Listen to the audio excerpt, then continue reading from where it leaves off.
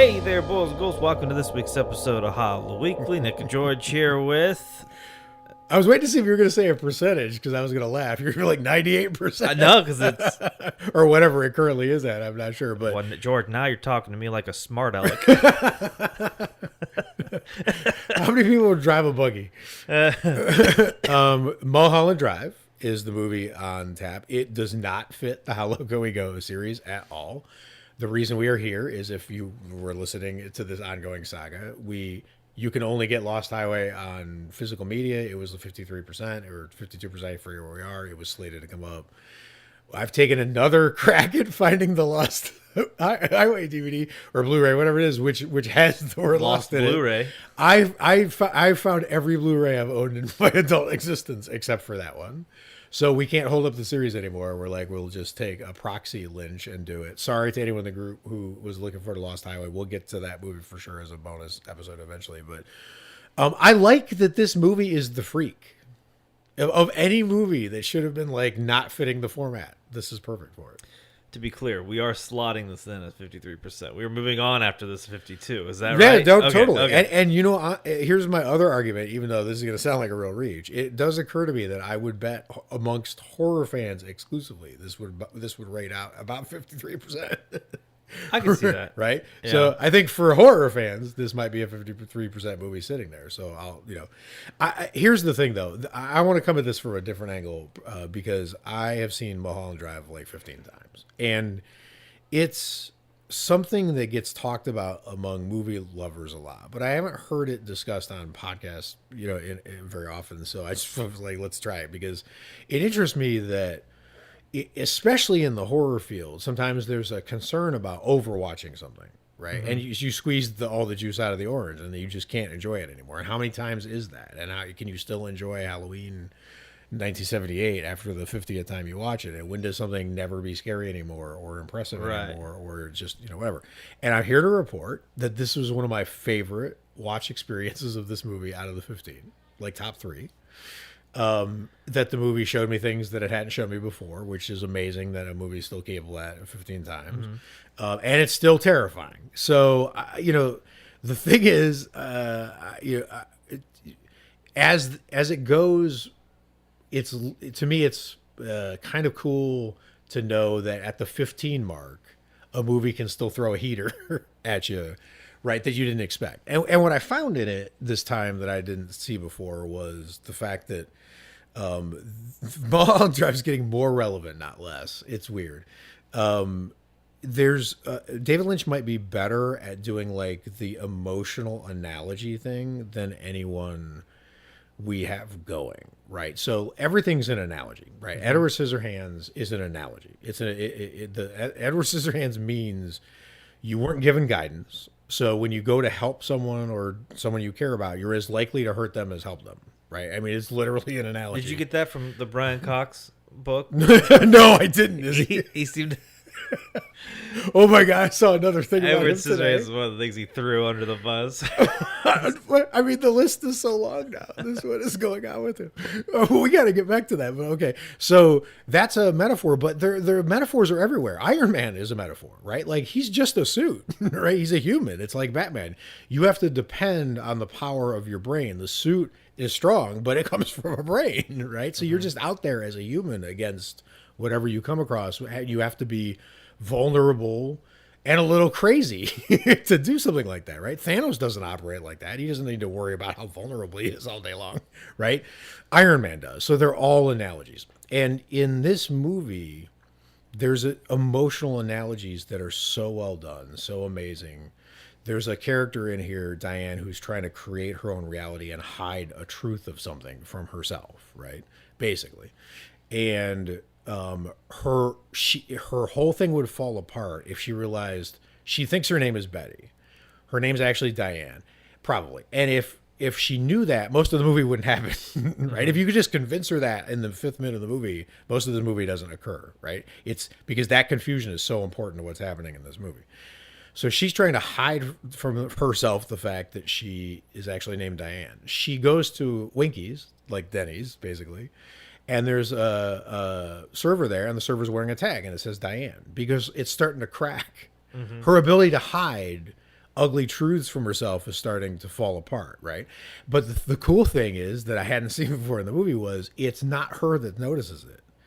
It's the other person that she's making up who notices it.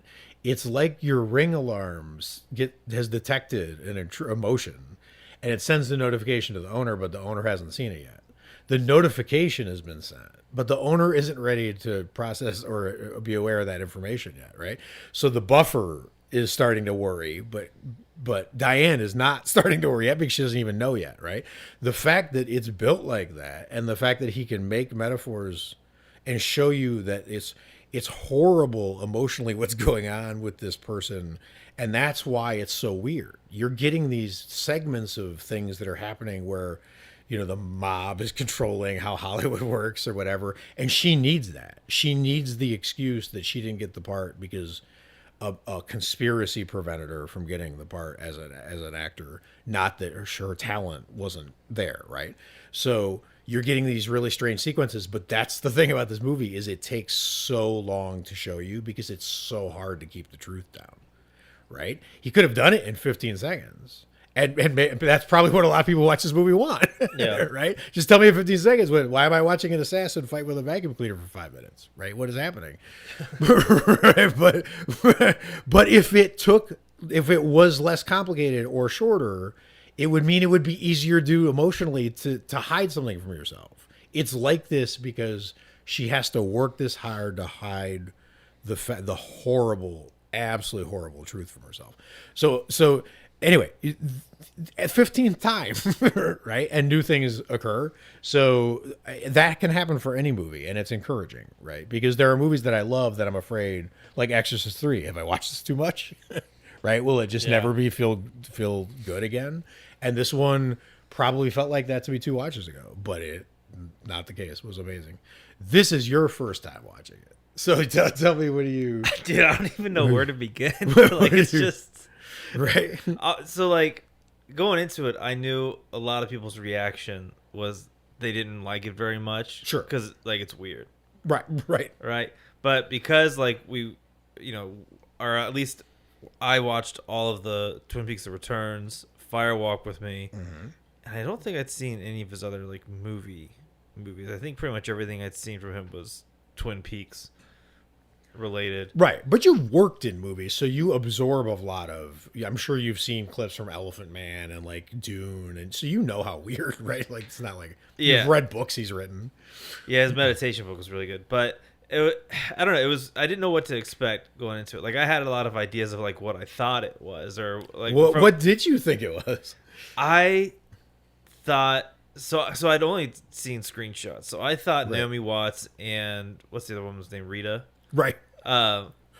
Sure. Maybe. Like we know anyone's name in this movie. I don't know. I thought it was going to be like, I don't know, La La Land if you flipped it upside down and put it in reverse. You know what I mean? Like, okay. Like that's sort of like what I thought.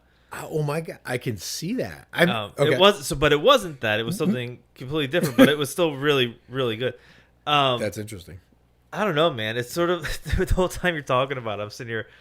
It felt like the other night I ate some leftovers, and then Alex called me. She was like, "Hey, do you want to cook and like have everyone over for like taco night?"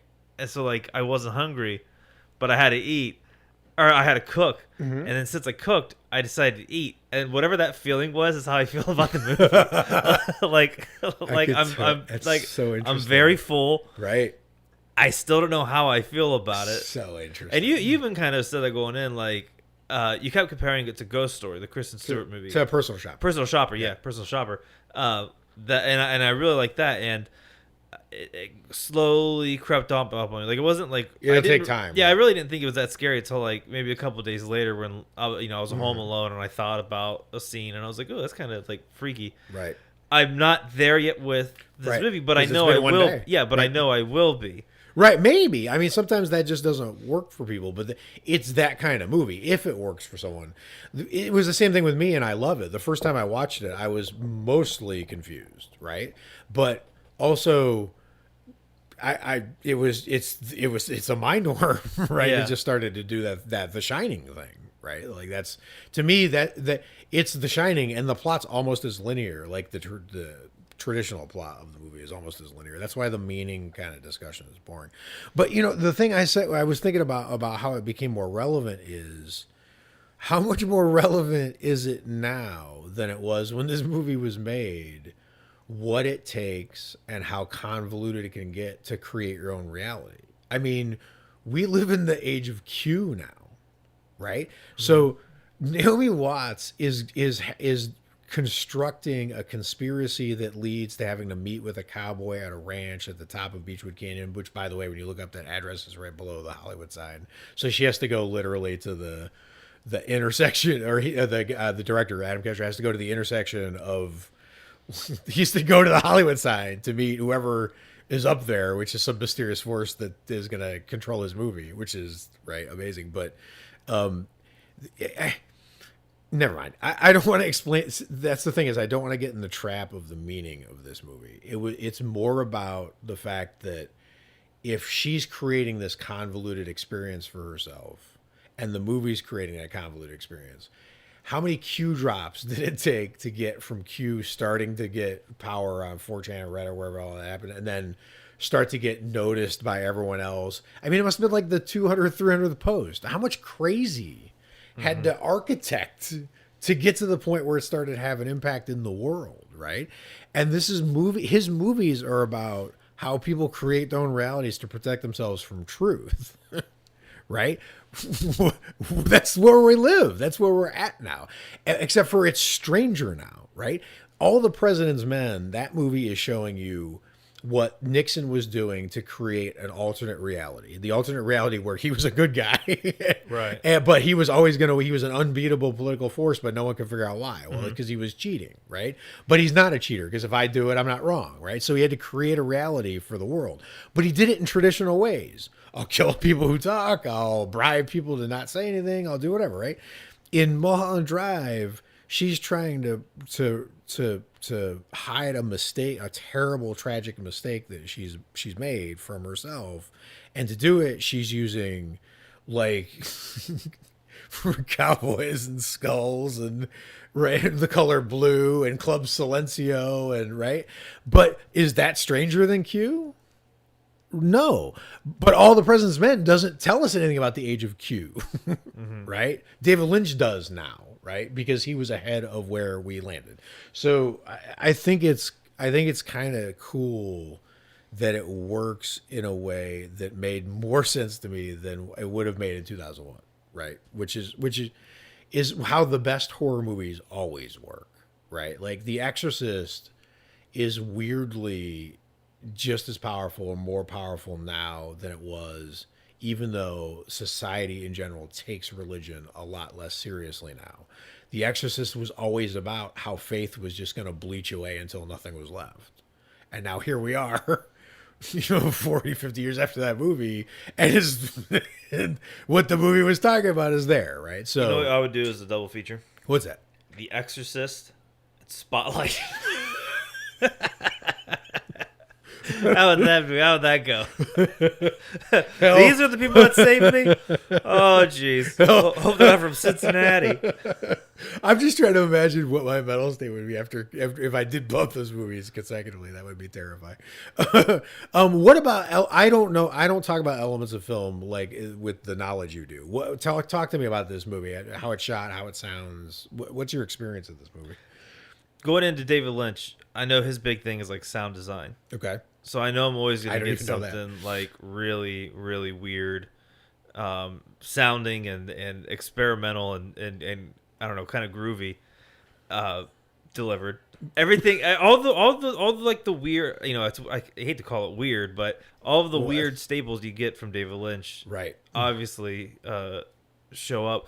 The gore in it, there's like some kind of gory moments that look really amazing.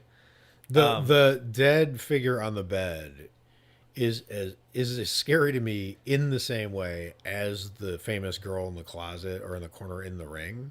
And it's weird because I think these movies are from the same year. And Naomi Watts. Right. It's strange because those images look strangely similar to me. It's odd. It's the way the face is wasted away, like Pink Floyd The Wall style. Like it's sort of melting, but black and white. It's weird. But that I've got. There's a lot. I mean, just on the horror side of things, there's a lot of really creepy things that are unsettling. Like the old couple when they're in like the jitterbug taxi. judges. Yeah, the jitterbug judges when they're on their way back and they're just smiling. You said the best thing. You were like, "It's just like Black Hole Sun." The sound. Yeah, it felt like that the music video. Mm-hmm. Even the old people showing up at the end with her freaking the hell out was kind of like, I don't know. I didn't expect it to be. I was watching, going, "This isn't scary," but then like I felt like, "Oh, this is kind of scary. This is kind of freaky, dude. Like this is really weird. This is kind of working on me." It's a long movie. It's like 2 hours and some change, but I took a picture of the moon when I walked home because this movie just puts you in a mood, and I love the mood.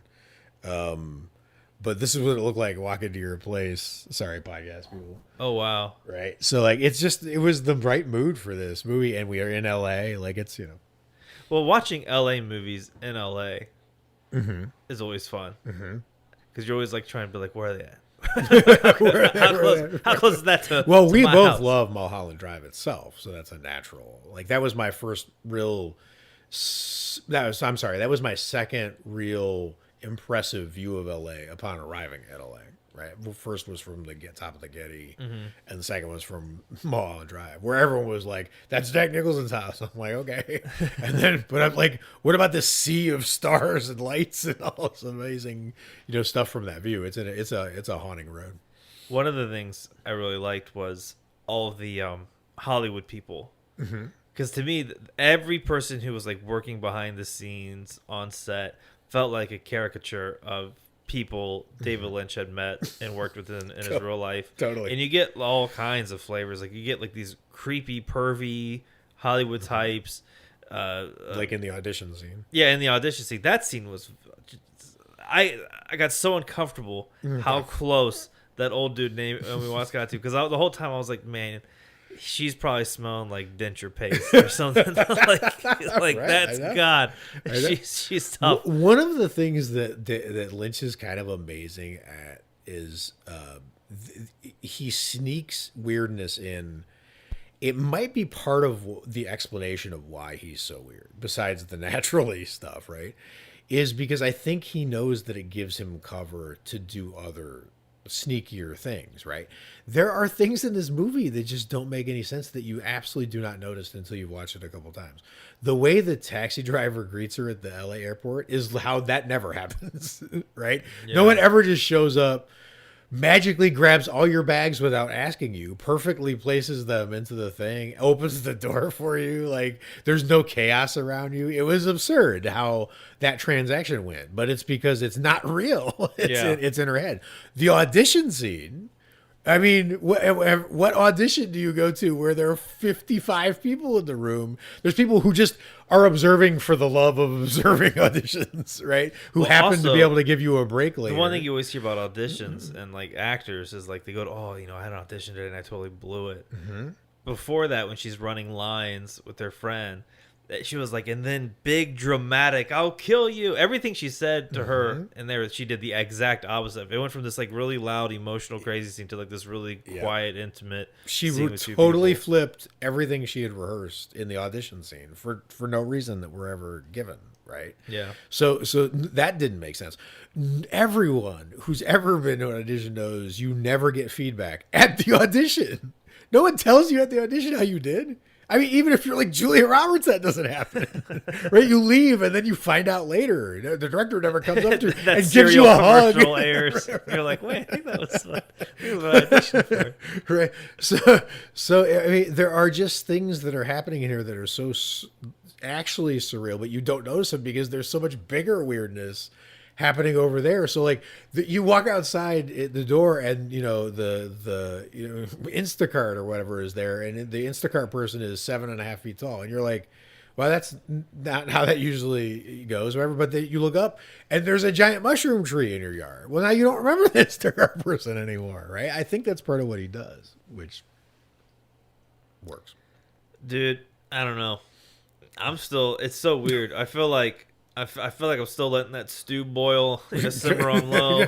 Good, we'll revisit. We can actually the fun thing will be is we can push whatever, and then revisit it when we do the bonus or the swing back at Lost Highway, which I'm sure we'll eventually do. We kind of owe it to the group at some point, and we can start the episode with revisiting like a year from now how Mulholland Drive kind of stirred up. You know what's funny though is or if it hits soon or whatever. Watching this movie, like the one thing, there's that clip where. Are they asking David Lynch about Lost Highway or Mulholland Drive? They're like, can you explain it? And he says no. Oh, that's Eraserhead. Okay, so Right. yeah. So I always try to go into the David Lynch stuff, like thank God I don't have to like try to figure out what any of this means. It can be completely personal. Yep. I can let whatever I feel. Not could he insists you do that. And when we finished the movie yesterday, we talked about my favorite scene is the cowboy scene. Yes. When the guy goes to talk to him. Yeah, I wanted to ask you why. And he was like, if you see me once, you've done good. You see me twice, you've done bad. Because when we were talking, it was sort of like, no matter what your skills are, no matter what your skill set you have, there has to be a little bit of faith or just luck or whatever involved. To succeed in anything big. Yeah, right. just some shit just has to line Right, up. ask Elon Musk, and Elon Musk will tell you if you give him true serum, he might still be like, hey, it's 95% me. Like, I'm just an incredibly talented human being. But he'll be like 5% which is blind luck. Like, right thing, right place, right time.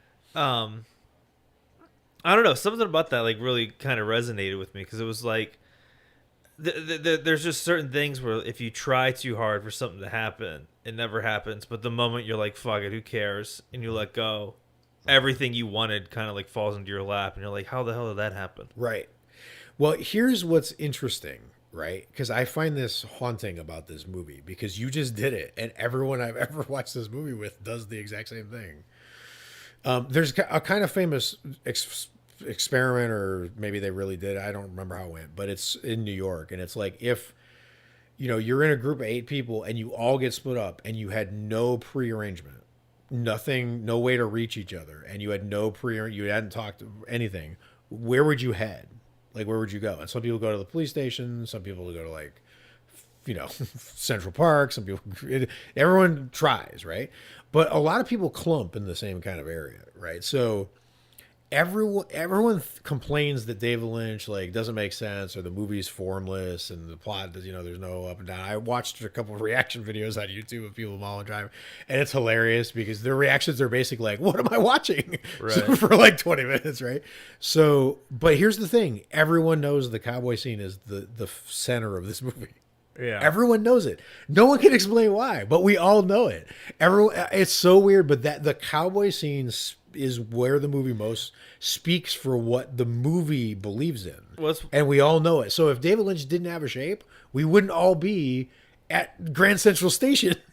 It wouldn't be 8 people who all decided to go to Grand Central Station. We're all there at the cowboy scene. So why? My theory, from what I got from it, what I pulled from the... Yeah, hell yeah, go for it. So he never likes to, like... He likes to leave things up for interpretation. Mm-hmm. I feel like, and I'm sure I could point to maybe 1 or 2 times in Twin Peaks, maybe, or at least the Returns, where he's looking at the camera and actually addressing how he feels about something. Mm-hmm. And I feel, because the only other reference I really have is, I think it's called Catching the Big Fish, his meditation book. Mm-hmm. There was Catching Big Fish. No, you're right. Vibes. He did it with Monica Bellucci in Twin Peaks: The Return. Yeah, for sure. And that, I feel like that cowboy was sort of saying something that could have been a couple pages in that book. Mm-hmm. And I feel like that's the shit he cares about the most. So he can use that as an opportunity to be like, hey, blow off a little steam right here. Right. Turn the valve up a little. Right, but here's and then go back. What's interesting. I'm so glad you said that, because that's what I thought you were going to say. And the interesting thing is, if someone got to the heart of you, like the secret of Nick, right? The most important single thing you could know about Nick, you would expect it to be... So I would expect it to be something really good, something really positive, basically. This is the heart of David Lynch, but that scene is the second scariest scene in the movie to me. There's menace in that scene, right? It's dark. The Well, way 'cause the he's being light a smart flickers up, aleck. right. But the way the light flickers up when he's there, and when he something about the way it's paced, something about the absence of sound behind them, something about the fact that he's wearing There was a few Tom scenes. Mix's coat. That's the first Western star in the history of Hollywood's coat is what the cowboy's wearing, right? The patterns on the coat don't make sense. The age behind that real coat, that coat is a fortune. That's like the guitar in Fateful Eight is what that coat was. The fact that all that heritage is there in that scene, and the cowboy is talking and making sense and not making sense, and it's like you're in the center of some kind of tornado. Right. It's so that the thing is, it's interesting because I think we are there, but unlike with you or how people are usually wired, when you're at the heart of him, it's the second scariest location in the film, right? And I think he knows that. I think he can't help it, right? And I think that's part of what makes him him. I wish I remembered the quote off the top of my head. It was like about following your something. In the book, I didn't read the book. No. The cowboy's dialogue. Oh yeah. I mean, so he says it's not long. You look it up because he does the buggy part. He does the you're being a smart aleck part. He does the one time, two times part.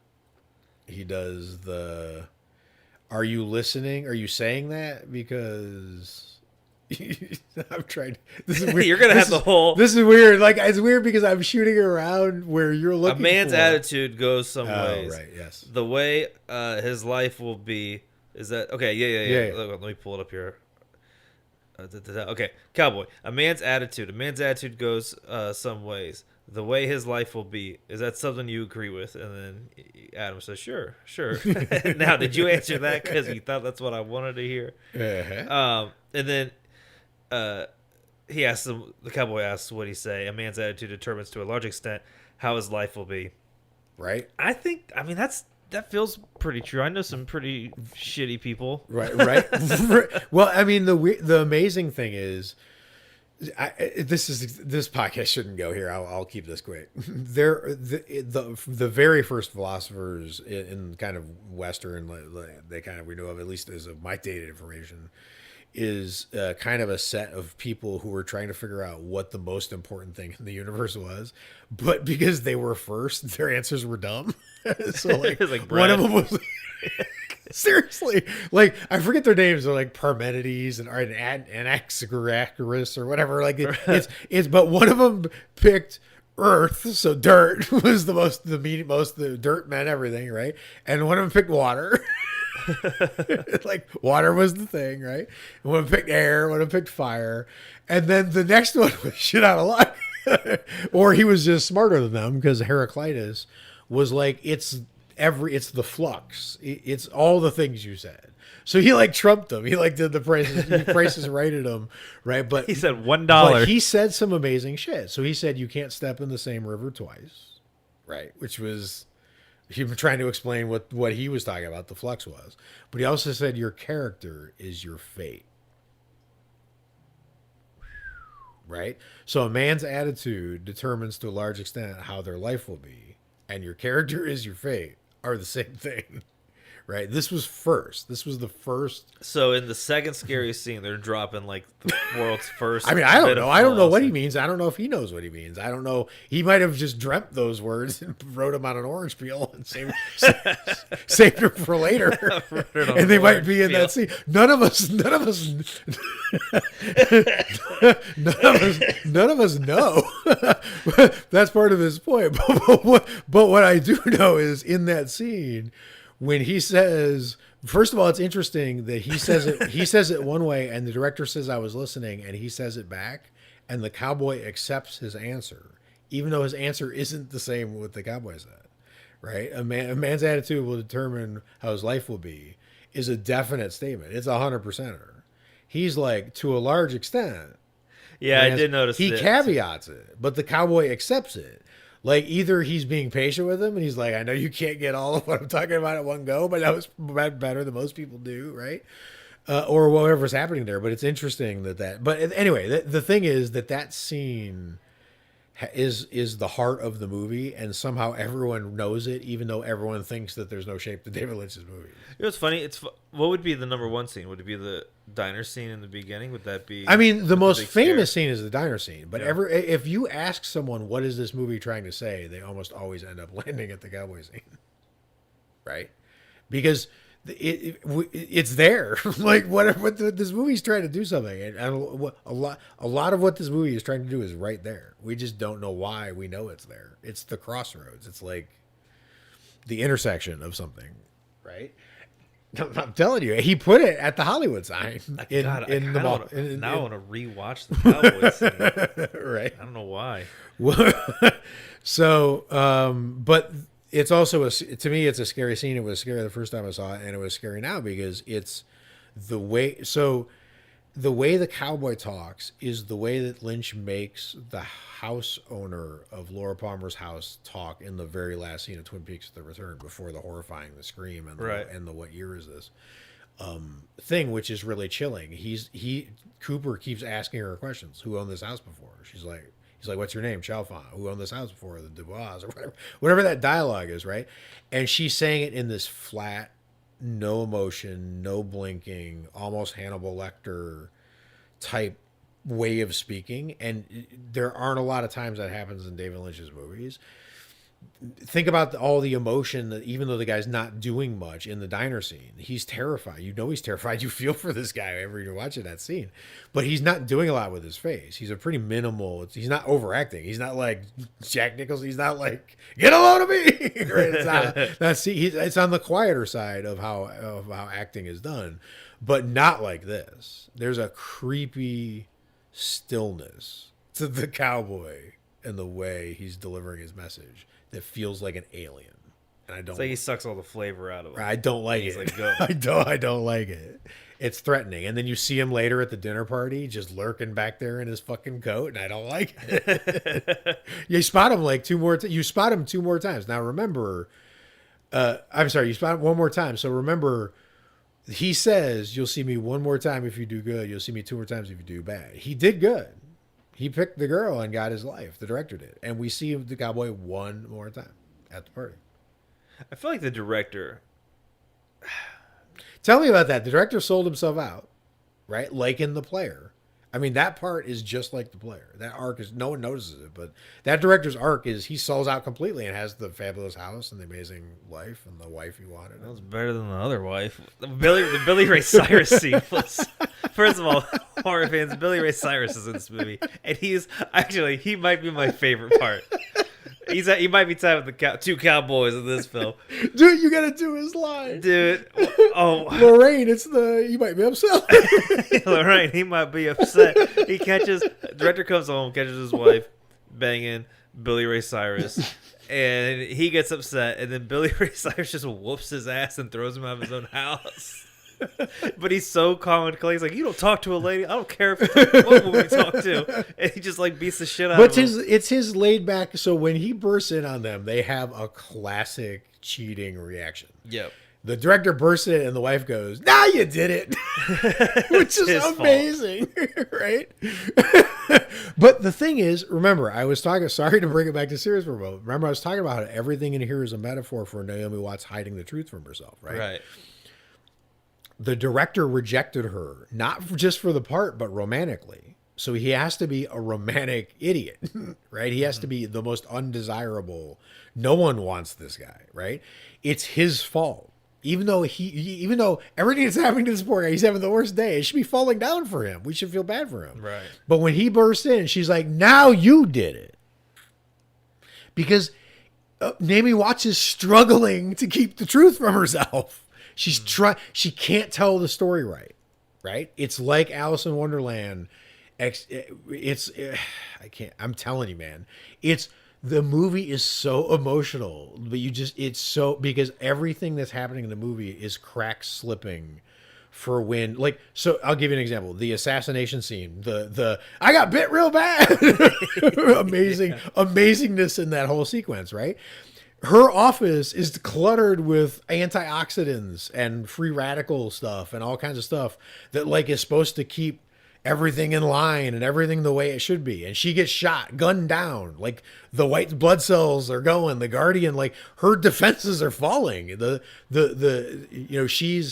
She's starting to realize that if this movie had an alternate title, it would have been, instead of There Will Be Blood, it would be There Will Be Silencio. would be the alternate title of this movie, because there's going to be silence. The thing that has to stop is these thoughts.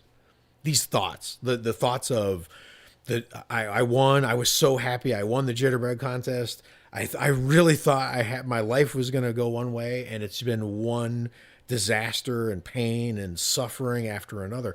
And the thing is, the jitterbug contest is the thing that sets her on the path to destruction, but she thought it was the most amazing thing in her life, right? Think about that, because that's the thing, right? That's how it happens. And they're the ones who destroy her in her mind, because they applauded her and gave her this prize that set her on this course. And this shit has happened, right? There's a jitterbug contest. I know, we know it's not true necessarily, or could be, but whatever. If you think you can, but wait, listen to me. There was a jitterbug contest for James Dean. There was a jitterbug contest for Marilyn Monroe, right? There was a moment where someone turned to them and was like, "Wow, you're amazing at this," when they were 5 or 6 or 7. And they were like, "Maybe I am amazing at this. I could do this." And then tragedy is greatness, and then tragedy ensues, right? I guarantee that jitterbug contest is in the past of like tragic Hollywood figures, right? What if it was all legit jitterbug competitions? It's like, we gotta stop these jitterbug competitions. What if they're the actual? It's killing everyone. It's killing all of this amazing talent. We found the answer. Hollywood, the dark heart of Hollywood. Yeah, if you see a flyer, jitterbug contest, just tear it down and walk away. All right, so that's Mulholland Drive. That is the one skip exception. Do we have anything else for this movie? Oh, just his view of Hollywood. I thought his view of Hollywood was really, really awesome. Just, it sucks. People want to suck the life out of your creative vision. Mm-hmm. If you even get the opportunity to do it, they're going to change it on you. You have no control. I like the idea of the creative control aspect of this movie. Right. Because he's someone who, and I think it's because Dune just came out. A lot of articles came up about David Lynch's Dune and how he had basically everything stripped away from him. And it was not even remote. I could feel Dune resonating in this movie for him personally, like the shit he had to deal with. I mean, and not just Dune. I mean, you think about it, Twin Peaks was force murdered. Yeah, I mean, his beloved child was held down in front of him, shot in the head. I mean, they were like, "We will tell people who killed Laura Palmer," and he was like, "No," and they were like, "No, we will, and it'll be great." And then it ruined the series, and it was canceled in 2 years. Or I mean, it became a infinite legend, right, for a TV lore, commonly like in the top 10 of list of all time TV series. But it literally is a 2-season series until he brought it back, for the return. So he did a little with a lot there, right? It's funny you say the director sold out, because he did do right by the Cowboy. He cast the actor they wanted, Camilla Rhodes. I'm trying to. What do you think that means for Lynch, though, in terms with his creativity? Like, what do you think he was saying? Right. Well, this is the problem you run into with Shakespeare, because that happens, but it happens in a scene that isn't real. So, is he endorsing it, or is it just happen? So, I'll give you, in Hamlet, one of Shakespeare's most famous lines is, "To thine own self be true." Great line. I mean, think about it. "To thine own self be true." I mean, it's one of the. It's great. I'm sure tons of people have gotten through hard times. Like, I'll be true to myself. That's what counts. Right. It's told by an idiot. An actual lunatic is the person in the play who says that line, and nothing he says is right. All the advice he gives gets people killed, is wrong, but he says, "To thine own self be true." So does Shakespeare think "To thine own self be true"? Oof. Right? So the director sells out, but he sells out because Naomi Watts needs to think there's a reason she didn't get the part. Right? Now, in real life, Did he sell out? I don't even know how to track who got what part in the arc in the real life story, right? I think he gave the part to his wife. And maybe he gave the other part to Camilla. I mean, I don't know. I don't know that that's. But what I'm telling you is that the way the director is being portrayed in the movie, obviously, that's another thing about Lynch. You notice the weird way this guy walks and like has no emotion. He's given like the news, like some guy comes into the hotel, like you're broke. He's like, no, I got cash. Oh, he was one of my third favorite character. He's like, I just want to tell you, whoever's looking for you, they know where you're at. right. And we got all serious, but there's another episode of this we could have done. I could have done 20 minutes on the comedy of Mulholland Drive. I mean, the guy who comes in and kicks Billy Ray Cyrus's ass is hilarious.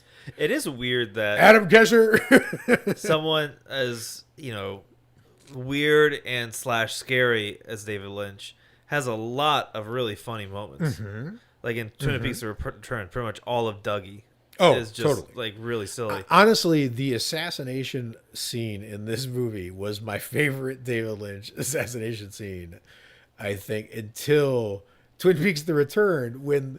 Remember when Jennifer Jason Leigh and Tim Roth parked their van in front of the accountant's driveway? And he's like, you're in my driveway. And she looks down, she's like, no, we're not. Fuck off. And he goes and gets like an Uzi out of his car. And they have like a Buster Scruggs off in the middle of suburbia. But it's funny. Like those scenes are funny, right? I got bit real bad. It's like you got shot in the leg. You're not getting bit. His hair sticking out of his dead head with the bullet path and the blood hanging off the hair. Like, oh, it's hilarious. Those scenes. The cowboy is funny, actually.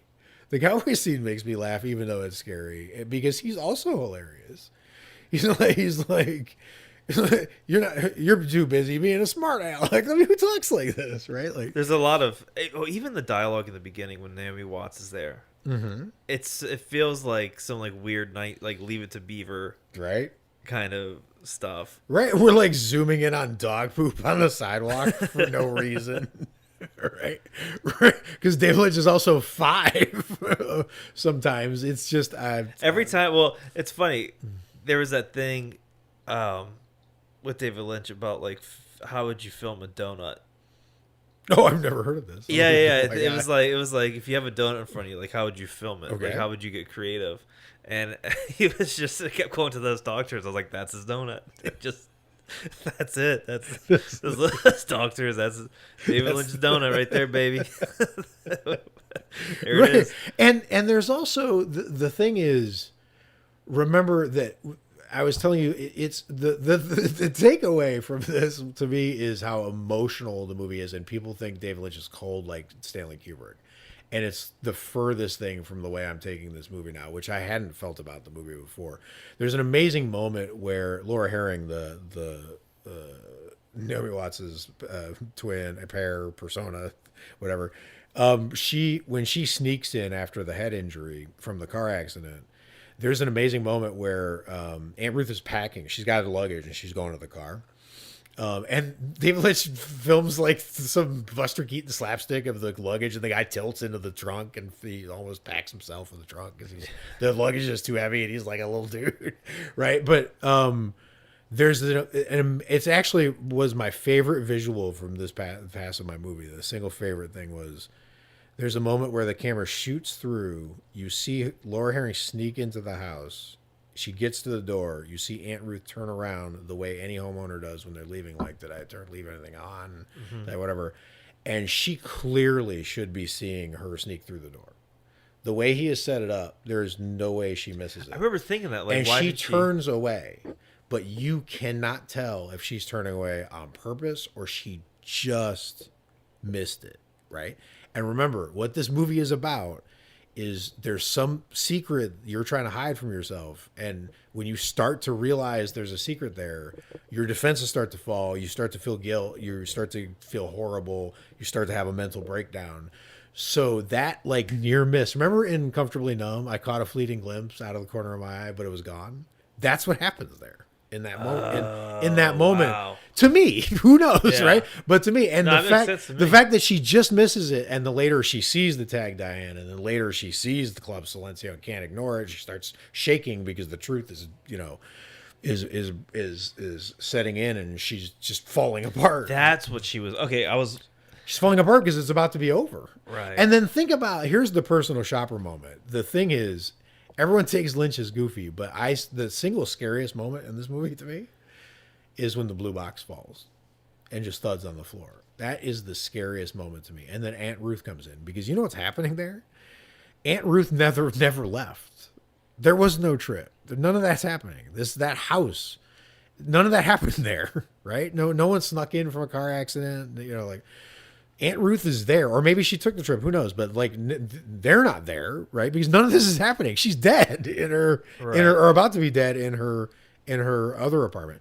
So Aunt Ruth walks in like she heard something, and then gives us that's strange, and then walks away. That box isn't there, but the dimensions have connected enough where this horrible thing, where Naomi Watts' character has realized the truth and she's about to die or is dead, she vanishes from the room completely. The box thuds to the floor like that carpet thud sound, and then Aunt Ruth comes in like she heard something and then leaves. But why is she coming in? It's like the moment in No Country for Old Men when Tommy Lee Jones goes into the room where clearly Anton Chigurh should be behind the door, but he's not there. Why? It's because this so much trauma has built up. It's starting to reach into the different parts of the world, right? You're hearing the thud of like whatever. And what is that thud? Is that the gun falling to the floor after she shoots herself? Is it the knocking on the, like, I mean, Right. is it her body? No, she was in the bed, so it's probably the gun, right? But that thud, that blue box, whatever, that moment of truth, that realizing is devastating. Like Club Silencio is devastating. They're in tears. They're torn up, right? So that's the emotional part of it, and the fact that Aunt Ruth comes in and like they were both ghosts, and now they're both gone because none of that is, and now you're in an empty room with a blue box that really isn't there anymore, and even the blue box is gone when Aunt Ruth comes in. Now you just got Aunt Ruth in a room. The most plain thing in reality is the most terrifying thing in a David Lynch movie. Aunt Ruth in a room looking around for a sound she shouldn't be hearing because something horrible just happened somewhere else is the scariest thing in this movie. All right, last question. Yes. If you can answer this. Yes. What was the deal with the old people at the end? Well, those are the jitterbug judges. Yeah, right. Right, so they started this all. Right. They're Why did they come back to haunt her into her because it's like you have to kill the head vampire, right? Santa Rosa is going to be overrun with vampires. What are you going to do? You got to kill the head vampire, right? The jitterbug judges ruined her life. They started this. They put her into the Hollywood nightmare. So the jitterbug judges are the only ones who can end it. They're the ones who started it. So it's just a bookend. It's not. In her mind, the only thing that can kill something is what starts it. So in her mind, In her mind, it was the jitterbug judges that came back. So remember, so her attitude determines to a great extent how one's life will be. Yeah, that is absolutely right. And the thing is, the jitterbug judges, when that knocking is probably authorities coming to arrest her. If it's not her ex-girlfriend coming to get her things, like I think that already happened, like with timelines or whatever. But remember, she said the detectives were looking for you. They were here before. I mean, they're going to find her eventually. Yeah, she was trying to lay low. And all of a sudden she's running, like there's knocking, and she's running. Like it could be the authorities about to arrest her. And that's exactly how Lost Highway ends. The reason Bill Pullman is convulsing in the car at the end of the Lost Highway, I'm convinced, is because he's being electrocuted in an electric chair. He doesn't know it. He thinks he's in a car escaping because that's how David Lynch works. Right? Wow. You're trying to defend yourself from a horrible reality, and you don't know how horrible the reality is. And then reality catches up with you, i.e. electric chair, right? So in this case, authorities knocking at the door about to arrest you, and she shoots herself, right? But it's in her mind, it can't be that because that wouldn't make sense in the storyline she's telling herself, right? So what takes her out is that her mental collapse is complete. And the thing that started this horror is ending it. And the thing that happens with David Lynch is the bigger evil is still out there. That's the cool part, is it's not just in her head. If it was just in her head, It wouldn't be interesting. It would be interesting, but it wouldn't be as interesting. But that evil is out there. It's the Black Lodge in Twin Peaks. It's like out there in the world, right? Like that evil isn't ended because she died. It's not because the evil was Hollywood. Yeah. Right? A Mulholland Drive, beautiful and terrifying. Like an amazing landmark, but completely twisty and curvy and untrustworthy. Right? Golly. Man, I feel bad. I feel like I wish I had more to No, give you're to this episode, but at the same time I'm like enjoying just being a passenger. Right, but and, everything I'm saying could be wrong. I'm just saying that that's why I started this with the point of it to me is imagine being this excited and finding this much stuff you hadn't found in a movie the 15th time. So whatever movie is out there that you think is ruined for you, right? Just give it a chance. Like give it a little time and come back to it like in a different way because the 15th time might not be it, but the 17th time could be. Like there could be an amazing reconnection with the movies you love that you think are played out or done, which is to me that was the main enjoyment right. of this. So even though this is not, it is officially now. How low can we go? It's filling it. It's filling in for 53% for A Lost Highway. Yeah, it's taking on the identity of another movie. Let's do our ratings. Go figure. I know what my ratings are. Okay. My rating is a bunch of symbols that make no sense. So I give it like $, yeah, you 86, and then like feather. That's feather is probably the best review. That's my review. That's where I would place it. How about you? I'm totally good with that. You know, the weird thing is that this movie is often number one on lists of best movies made after 2001. More often than not, when I've Googled randomly, most critically, best movie made after 2001. After 2000, this movie is literally number one. It's like the Citizen Kane of these movies. It's either that or Social Network or something. I don't remember when that movie came out. But the thing is that this is so weird that this is in a series called How Low Can We Go? Mm-hmm. And I just love that this movie is in standing in for something else, and like David Lynch would do it, right? It's pretending it's 53%, but it's not, right? So I'm going to give it 53%. I'm going to maintain David Lynch's disguise. Right. And you do with that what you will, knowing how I really feel about this movie. But right? Like there's no way to really review Mulholland Drive, right? Like all there is to review how it is for you, because like I said, any YouTube reaction video you'll find about this movie is basically people just being like, huh? Yeah. That's why I tried to go in with like, just know that like, don't search for answers. Just catch meaning. Right. Well, that's the thing is David Lynch says so many amazing things. Usually I'm not big on directors' interviews, to be honest. I like film history books and like whatever, but directors in interviews are evasive, or sometimes they don't even know why they're actually good. Like, it's not easy for a director to explain. It's like that famous saying, like, writing about something is like a fish riding a bicycle or some shit, right? Mm-hmm. Like, so it doesn't make sense. So that's the thing is I don't think you can really like kind of rate a movie like this. I think it's more like just let it be what it is for you. And then but like go into it like on. Expecting that. Like don't go into right. there trying to like, okay, we're going to go from A to B to then B to C. Right. Just go in there. Yep. See what you can pull from it. But that's Lynch says things. He said in an interview once that I liked. He was like, it's so delicate how you get into the movie world. He's like, but if the people are quiet and if it's dark and they give it a chance and it's right, it'll be amazing. Right? And he talks like that. He's like, it's very fragile. He's like that. The way you get into a situation like that is very, I remember how freaked he was about Twin Peaks: The Return. He's like, get off Twitter, get off your phone. Nobody's going to do that anymore. I mean, that's a place where he's dated is that. That's probably why he's not that productive anymore. Wow. Yeah. But it's encouraging to me because there are a lot of people in the horror genre, which is what this podcast is really about, who are like that as well. There are people like Alfred Hitchcock or perfectionists who really wanted to get it right because they wanted to entertain you. right? You really want to get it right. But part of David Lynch getting it right, like the Alfred Hitchcock going around being like, if you can't be late going into Psycho, you're not allowed. You're not allowed in the theater if you're late. I mean, think about what that move represents. Like, it's marketing, but it's also, he's like, you can't miss the beginning It's very of Psycho, right? But he planted a flag. He's like, I know you guys, Hollywood, you think it's meaningless. You just, we're here to entertain you for an hour and a half. Then you talk about it and then whatever. Like, it's not that important, but it's important to me. You will not go into this movie like whatever. And David Lynch is, if you go in and you don't hunt for meaning, and you give it a chance, live with the movie for a second, it could be great. Right? Like, who could be against that is, I think, my point. So, and there's not a lot of give movies. it a shot. And if it doesn't work, then it doesn't work. But like, there's just not a lot of movies that give you that opportunity. Right.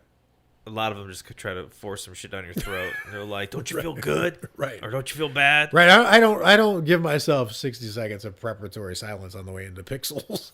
Right.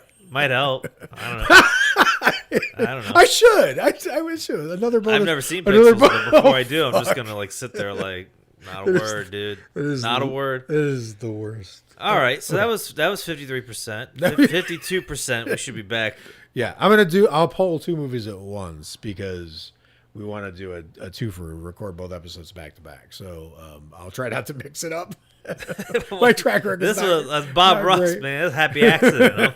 This one was so convoluted. I got here. It was twisty, you might say. Like, I think that's the perfect time. And we all know that Lost Highway Blu-ray is just going to turn up tomorrow, right? Like, I know that I'm going to open up.